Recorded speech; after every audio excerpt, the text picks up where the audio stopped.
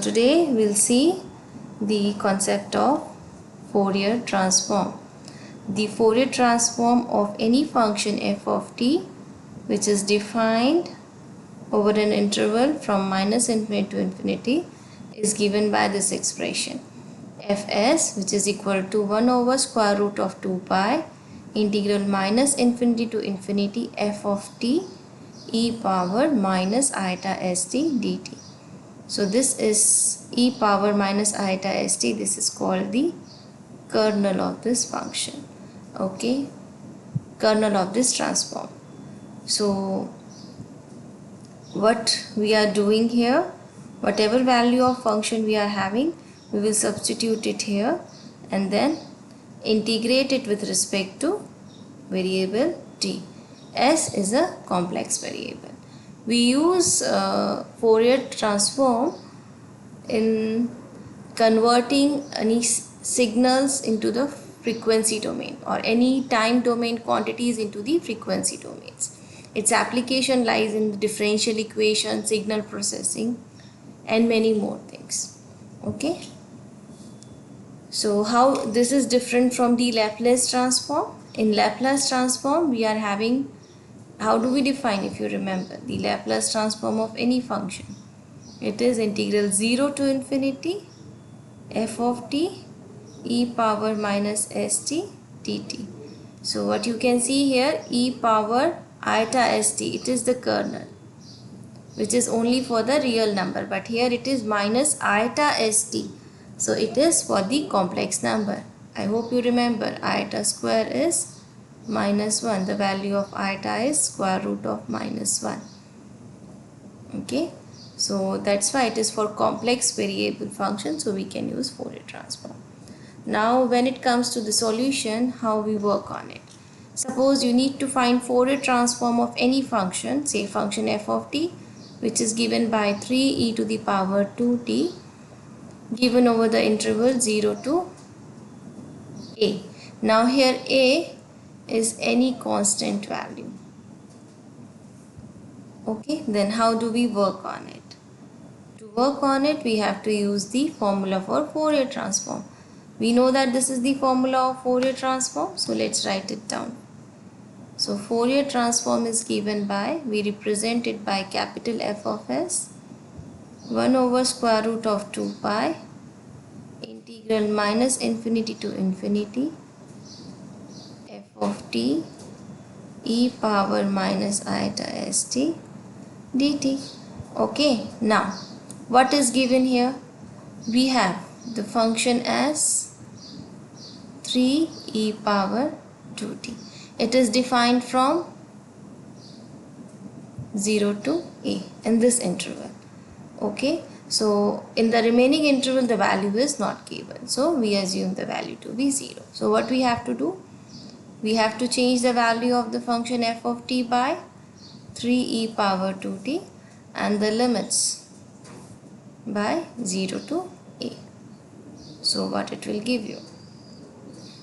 We'll get this is equal to 1 over square root of 2 pi integral 0 to a.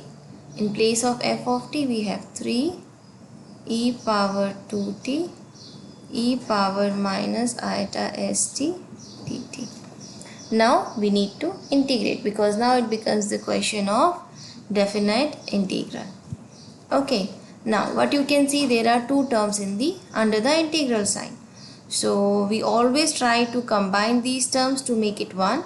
If that is not possible, then we look for another methods of integration, like integration by substitution or integration by parts. But here what we can see, the base of both the terms is e, base is same, so we are going to use this formula, x power a times x power b is x power a plus b. So what we have e power 2t e power minus iota st.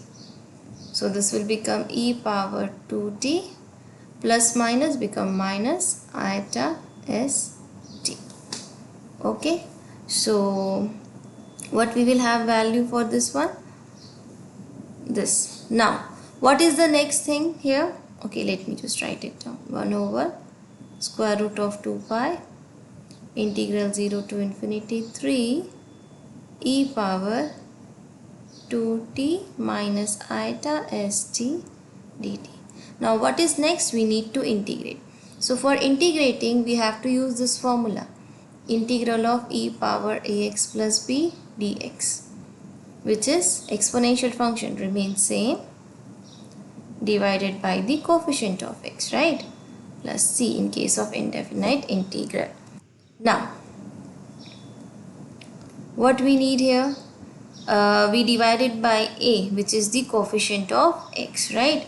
Now here if you look, we have two coefficients of t, 2 and minus iota s. Now we divide by which number?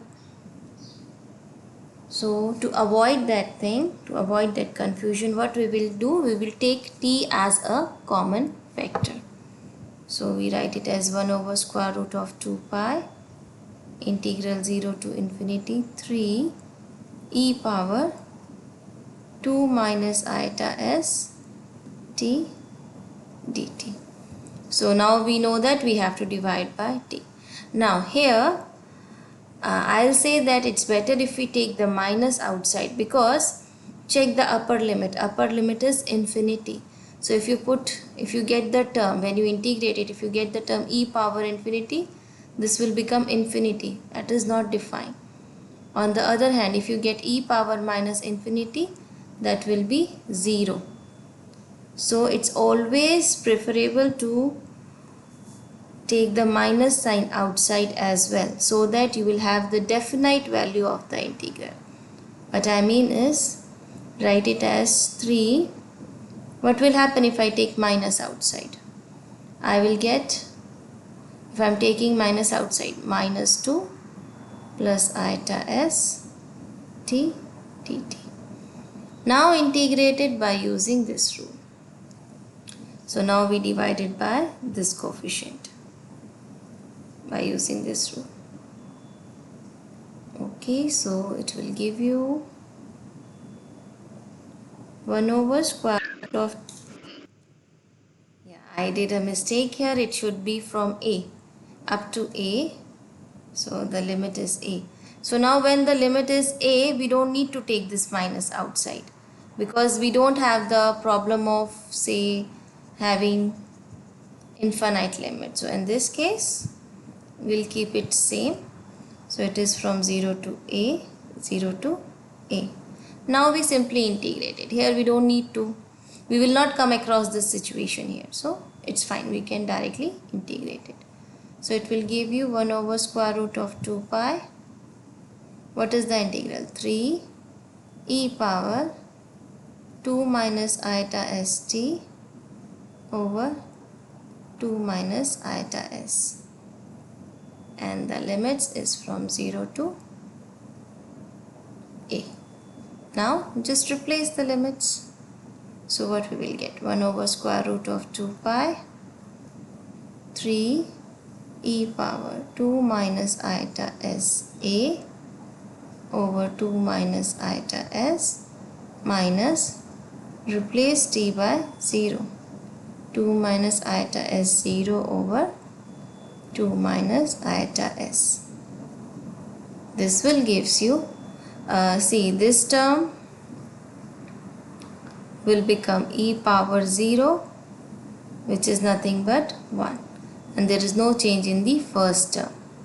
So we will get the final answer, the Fourier transform, as 1 over square root of 2 pi 3 e power 2 minus iota s a over 2 minus iota s minus 3 over 2 minus iota s. This is the Fourier transform of this function.